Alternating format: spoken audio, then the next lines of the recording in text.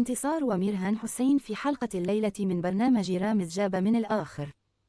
تحل الفنانتان انتصار وميرهان حسين مساء اليوم الأحد ضيفتين على برنامج المقالب رامز جاب من الآخر الذي يقدمه الفنان رامز جلال على مدار شهر رمضان عبر شاشة MBC مصر. وتعتمد فكرة البرنامج هذا العام على تنفيذ مقلب في اثنين من المشاهير بينهما خلاف أو منافسة لتنتهي الحلقة بالصلح بينهما. ويذاع برنامج المقالب رامز جاب من الآخر بعد الإفطار مباشرة يوميا خلال شهر رمضان على قناة MBC مصر.